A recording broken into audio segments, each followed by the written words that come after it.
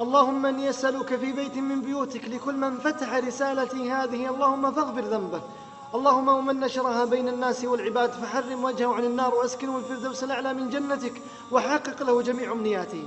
إلى أصحاب الهموم والغموم، إلى أصحاب الحاجات، إلى أصحاب الديون، إلى من حرموا شيئا من النعم، إلى من يشتكون ليلا ونهارا يبكون، إلى من ذهبوا إلى المستشفيات وبعضهم إلى المصحات، إلى من ذهبوا إلى الرقاة وإلى المفسرين، إلى من يأنون يشتكون إلى الخلق بالساعات، إلى من ضاقت بهم الديار وحارت بهم الأفكار. أين أنتم من الله الواحد القهار؟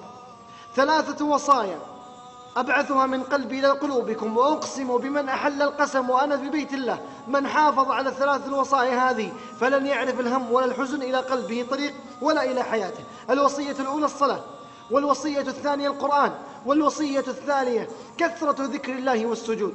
أما الصلاة فمن هجر الصلاة فقد هجر في السعادة حياته، ومن حافظ عليه حفظه الله، والله لا يعرف المصلي هما ولا غما. والوصية الثانية القرآن: إياك ثم إياك ثم إياك أن يمر عليك يوم دون أن تقرأ شيء من القرآن، وبالأخص البقرة. وأقسم بالله من حافظ على البقرة يوميا فلن تعرف التعاسة إلى قلبه طريق، وسيأتيه الخير من كل مكان حتى في سيارتك وبيتك. لا تترك البقرة خاصة في هذا الزمن.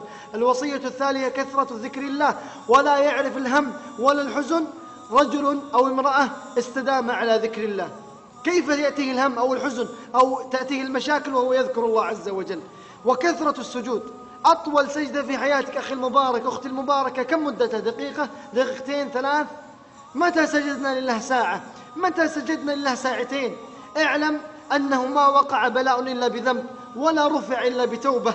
فهيا بنا إلى توبة صادقة مع الصلاة ومع القرآن ومع كثرة ذكر الله ومع كثرة السجود وإطالة السجود، ليفرج الهم وينفس الكرب ويأتي الخير من كل مكان. اللهم من نشر رسالتي هذه فأسعده وحقق أمنياته.